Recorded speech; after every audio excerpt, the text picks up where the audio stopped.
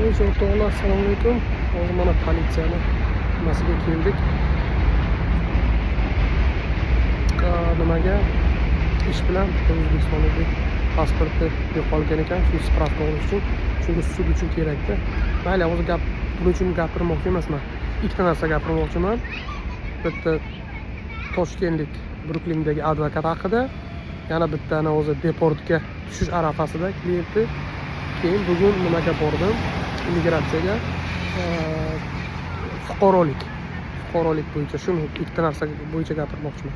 Xo'p, birinchi fuqarolik bo'yicha gapiraylik. Ayol bilan bir yoshi katta ayol bilan bordik bugun fuqarolik nimasiga, suhbatiga. Fuqarolikni olish kerak edi. Qog'ozi bor, dokumentlari bor. Yoshi katta nimasi bo'yicha yaxshi emas, endi aqlim sal ketadi-ku, nima bilan bo'lganda. Yoshga kelganda odam esdan chiqadi, gapi boshqa. Shunaqa dokument bilan bordik. Maqsad nima? Ingliz tili va yozuv chizuv. Keyin men bu 100 ta savol, 20 ta savol bor-ku, 10 tami. Shunga javob bermaslik. Shuni yo'qotish uchun dokumentni qildik. U dokumentni qabul qildi. Bo'ldi dedi, senga ingliz tili savol javob qilmaymiz dedi. Shu sen yoshing katta ekan, u yoq bu yoq dedi. Bundan muammo bo'lmadi. Muammo nimadan bo'ldi? 5 yil ichida O'zbekistonda Amerikadan ko'p chiqqan ekan. Har bir chiqqaniga 6 oydan ko'p yashagan O'zbekistonda. Shunday qilib, ish qilib mana shuni hisobladi-yu, dedi 35 oydan ko'p bo'lish kerak emas. Sening uniki u odamniki 40 necha oy bo'lib ketyapti. Shuni bitta asosida unga откazdi berdi. Endi bu ishni mayli buni chiqilib ketmaylik. Qarachi shuning uchun O'zbekistonga masalan kim fuqarolik olayotgan bo'lsa agar, masalan 6 oydan ko'p yursangiz bo'ladi. Muammo bo'lmaydi, sizni Amerikaga kirgizadi. Savol javob qilishi mumkin. Glani O'zbekistonga borganingizda 1 yildan ko'p yurmaslik kerak-da. Ya'ni 1 yilga yaqin. 6 oydan ko'p yursangiz savol javob qilib nima qilishi mumkin? Kirgizishi mumkin. Lekin men bu nima? Bu muammo emas-da. Bu qachon muammo bo'ladi? Mana shu fuqarolik olayotganda hisoblaydi-da. Qani 5 yil ichida qancha yurgan. Odam agar 6 oydan yursa agar 5 yil ichida muammo bo'lmaydi. 6 oydan ko'p yurdimi, o'sha muammo bo'ladi, fuqarolikni ola olmaydi. Mana bugun buni nimasi bo'ldik. Shohidi nimasi bo'ldik? Shu guvohi bo'ldik. Endi отказ olib kelgani yo'q, lekin отказ beramiz degan gapni gapirdi-da. Откazni gapirdi, ko'ramiz. Endi bu birinchisi. Ikkinchisi, endi toshkentlik advokat haqida gapiraylik. Men necha marta o'sha boshqa odamlardan eshitdim, ishni bilmaydi, u bu mana deport qilib u bu deydi. Men sen tushunmaysan, o'zing deb o'ylardim. Bu migratsiyaning ishi oson ish bo'lmasa, da hamma ish ham advokatning qo'lida emas-da. Bu O'zbekiston emas-ku, sudyaga pul ber, prokurorga ber, seni ishingni yutib bersa-da, shunaqa deb o'ylardim. Lekin o'zim qaradimki, odamlarni bunisi deportga tushyapti, bunisini ishini qilmagan.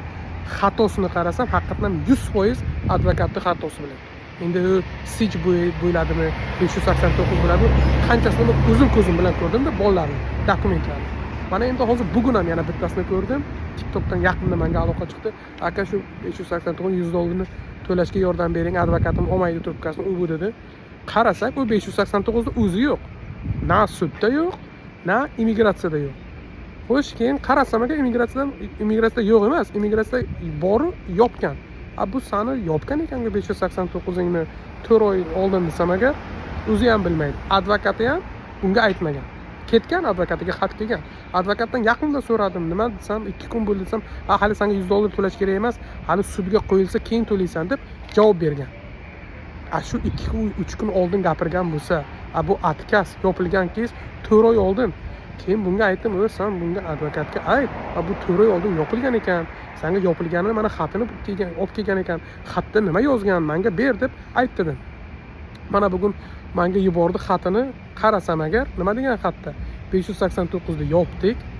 589 ni sizni qabul qilmaymiz, sudga ham yubormaymiz degan. Sizni qiladigan ishingiz degan, ICE ga borasiz, o'zingizni topshirasiz. ICE keyin bizaga aytadi, immigratsiyaga, siz bilan pozitiv, negativ savol javob qilamiz degan. Savol javob qilamiz, undan keyin ishingizni sudga yuboramiz, yo'q, keyin ma'lum bo'ladi degan ma'noda xat yozgan. Bu muhim-ku. Hozir u bolani ushasa, trakchi bola adashmasam, ushasa 100% deport qilish uchun haq-huquqi bor-da, chunki 589 da o'zi yo'q. Endi u bilan savol javob qilish kerak. Endi u bilan savol javob qiladimi, yo'qmi? Ha, advokati bo'lmasa. Bu katta gap. Ish qilib mana shuni bugun eshitdimmi, o'zim ko'zim bilan ko'rdim, hayron qoldim-da. Lekin u advokat hammadan boshida kak standart 5000 ni oladi. Mana bizning advokatlarimiz masalan boshida 2000 oladi, shu 2000 ni ham shunaqa odamlar bor, 500 qilib 4 oyda beradi. Boshlang'ich pulini. Yo 1000 qilib 2000 beradi, yo 2000 ni o'zini beradi. Undan keyin 250 dan oladi-da. Shunga ham biza qancha, oho, bu 250 terish uchun qancha odam blokka tushchi, qancha odamni yo'qotdim. Da, ular sudga boradi, birinchi sudda o'tgandan keyin bular bizning odamimiz yo'qolib ketadi. Mana bu advokat ish qilmasdan turib 5000 oladi. Hali ish qilmagan. Biz shu 2000 olib qancha ishni qilamiz-da? Mana bunaqa sud bo'lyapti, nima bo'lyapti, hammasini tekshirib nima qilamiz? Chunki bu vijdon ham bor-ku. Bu advokat agar sal ish qilsa, agar men sal ish qilganini ko'rganman, sal ish qilganiga 9000 oladi.